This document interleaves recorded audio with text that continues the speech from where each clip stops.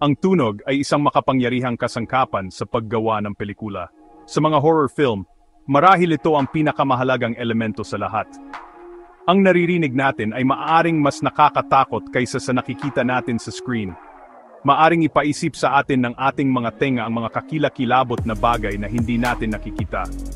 Ang tunog ng sahig na umaalingaw-ngaw sa isang walang laman na bahay, isang mahinang bulong na dala ng hangin, o isang biglang, malakas na ingay ay maaring magpabilis ng tibok ng ating puso. Ito ay dahil direktang kumukonekta ang tunog sa ating pinakamalalim na takot. Nilalampasan nito ang ating lohikal na pag-iisip at pinupukaw ang ating likas na ugali. Binabalaan tayo sa panganib kahit na sinasabi ng ating mga mata na ang lahat ay ligtas at maayos. Ang tunay na mahika ng tunog sa horror ay ang kakayahan nitong bumuo ng mundo ng tensyon at takot. Ginagamit ng isang direktor ng pelikula ang tunog upang ganap na kontrolin ang emosyon ng manonood. Maari silang lumikha ng pakiramdam ng pagkabahala na dahan-dahang lumalaki na nagpaparamdam sa atin na nakulong at mahina. Isipin ang isang eksena na may napakaunting ingay, kung saan ang katahimikan mismo ay nagiging mabigat at puno ng pag-asa. Naghihintay tayo na may mangyari, at ang paghihintay na iyon ay isang uri ng pagpapahirap. Ang pagmamanipula na ito ng tahimik at ingay ay isang pangunahing teknik. Hindi lang sinusuportahan ng tunog ang mga nakakatakot na imahe, madalas itong lumilikha ng takot sa sarili nito, na nagpapatunay na ang hindi natin nakikita ay madalas ang pinakanakatakot sa lahat. Isipin kung paano mabago ng tunog ang ating pananaw sa isang ganap na normal na bagay o lugar. Ang music box ng isang bata na nagpapatugtog ng banayad na tono sa araw ay isang masayang tunog. Gayunpaman, ang pagdinig ng parehong music box na dahan-dahang nagpapatugtog sa isang madilim, inabandunang silid sa gabi ay nagiging napakakilabot. Ang tunog mismo ay hindi nagbago, ngunit ang konteksto nito ay nagbago.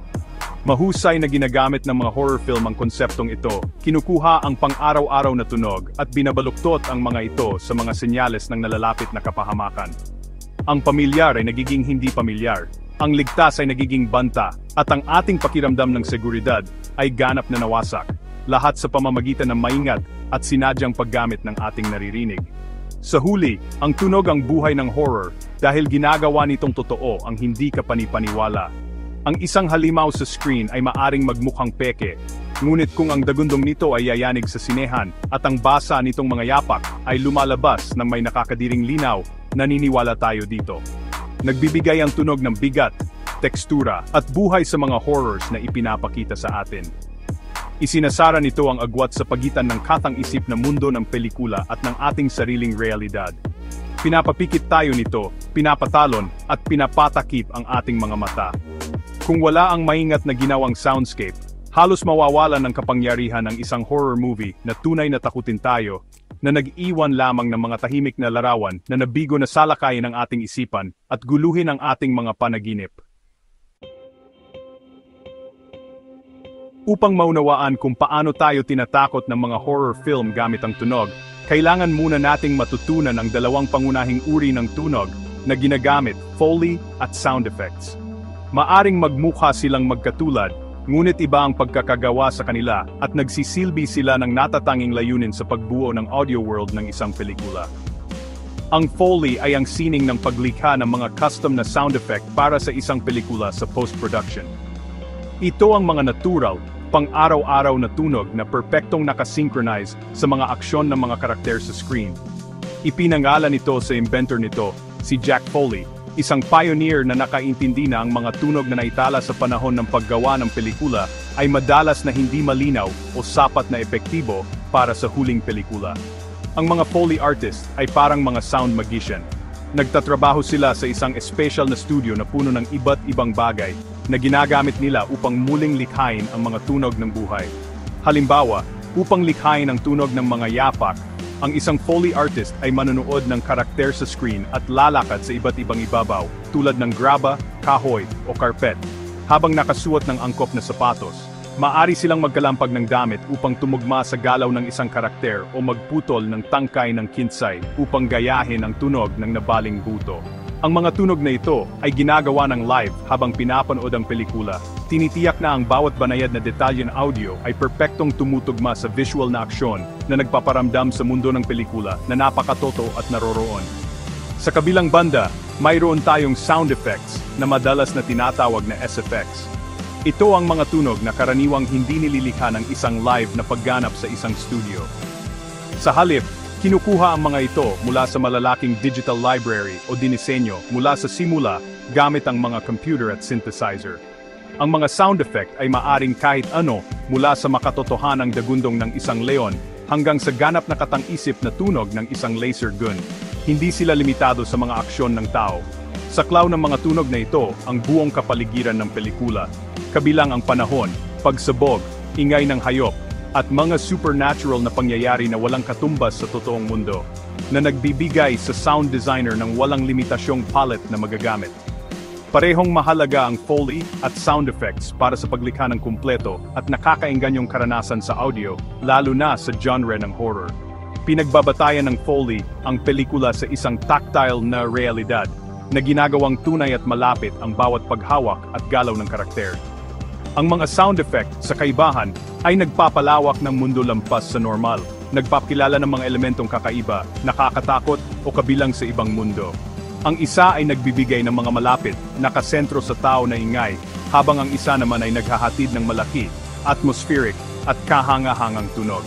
Magkasama, bumubuo sila ng isang makapangyarihang duo na nagtutulungan upang manipulahin ang emosyon ng manonood at bumuo ng isang symphony ng takot na naglalarawan sa karanasan ng horror.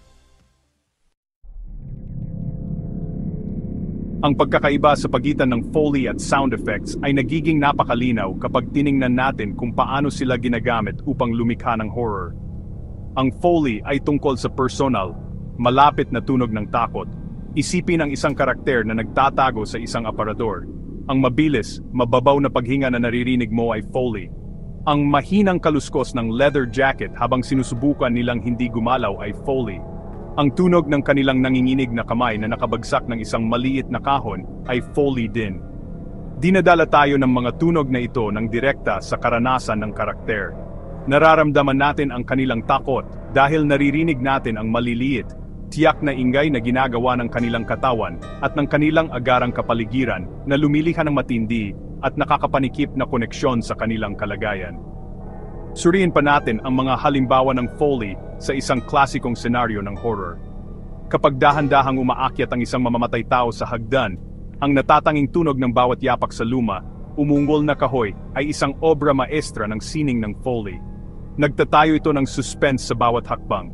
Ang kaluskos ng talim ng mamamatay tao na humihiwa sa hangin, ang basa, nakakadiring tunog habang tumatama ito sa target, at ang tunog ng dugo na tumutulo sa sahig, ay lahat ng tiyak na tunog na gagawin ng isang Foley artist. Maari silang gumamit ng kutsilyo at pakwan o basang tela upang makuha ang tamang tunog.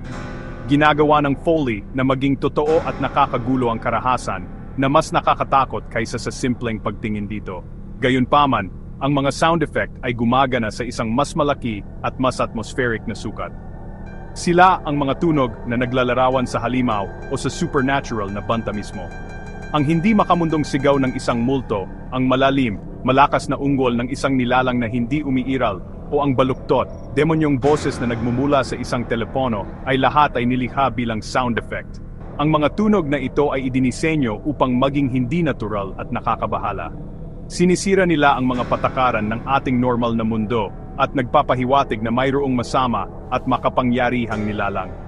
Ang isang sound effect ay maaring isang biglaang, malakas na jump scare na ingay na walang nakikitang pinagmulan na idinisenyo lamang upang gulatin ang nervous system ng manood. Bukod pa rito, mahalaga ang mga sound effect para sa pagtatatag ng nakakatakot na kapaligiran ng horror film. Ang patuloy, umuungol na hangin sa labas ng isang pinagmumultuhang mansyon ay isang sound effect. Ang malayong kulog na nagbabanta na nangangako ng bagyo ay isang sound effect. Ang kakaiba, ambient hum na pumupuno sa isang spaceship kung saan nawala ang mga tripulante ay isa ring sound effect. Ang mga tunog na ito ay lumilikha ng patuloy na pakiramdam ng takot at paghihiwalay. Sinasabi nila sa atin na ang mundo ng pelikula ay isang mapanganib at masamang lugar bago pa man natin makita ang halimaw. Inilagay tayo ng Foley sa sapatos ng karakter habang inilalarawan ng mga sound effect ang nakakatakot na mundo na kanilang kinabibilangan. Kapag tinatanong natin kung alin ang mas epektibo sa paglikha ng takot, Foley o sound effects, para itong nagtatanong kung mas nakakatakot ang mga kuko ng halimaw kaysa sa dagundong nito. Parehong mahalagang bahagi ng parehong nakakatakot na nilalang. Hindi makakamit ng isa ang buong potensyal nito nang wala ang isa. Nagbibigay ang Foley ng nakakapanindig balahibong realismo na nagpapaniwala sa atin na nangyayari ang horror. Ito ang tunog ng kahinaan, ang nanginginig na hininga, ang mabilis na tibok ng puso, ang pagkakapa para sa susi sa dilim. Ginagawa ng mga tunog na ito na maging totoo ang mga karakter, at dahil nakaugnay tayo sa kanila, ang kanilang takot ay nagiging takot natin. Ang Foley ang pundasyon ng suspense na dahan-dahang at personal na bumubuo nito. Ang mga sound effects sa kaibahan ay naghahatid ng shock at pagkamangha ng supernatural. Sila ang bunga ng suspense na binuo ng Foley. Habang ginagawa tayo ng Foley na balisa, ang isang mahusay na pagkakalagay na sound effect ay nagpapatalon sa atin mula sa ating mga upuan. Ang biglaang, nakakabinging pagbagsak, ang kakaibang sigaw o ang nakakapanindig balahibong musical na stinger ay pawang mga kasangkapan mula sa sound effects library. Ang mga tunog na ito ay idinisenyo upang maging mas malaki kaysa sa buhay, upang mapuno ang ating mga pandama at kumpirmahin ang ating pinakamasamang takot. Kinakatawa nila ang hindi alam at ang nakakatakot, ang mga bagay na umiiral sa labas ng ating pang-araw-araw na karanasan. Sila ang nakakakilig, nakakapanindig balahibong mga marka ng bantas sa wika ng takot. Sa mga katuwid, ang tanong ay hindi tungkol sa kung alin ang mas mahusay, kundi tungkol sa kung paano sila nagtutulungan sa perpekto, nakakatakot na pagkakaisa. Ang pinaka-epektibong horror scenes ay mahusay na pinagsasama ang dalawa.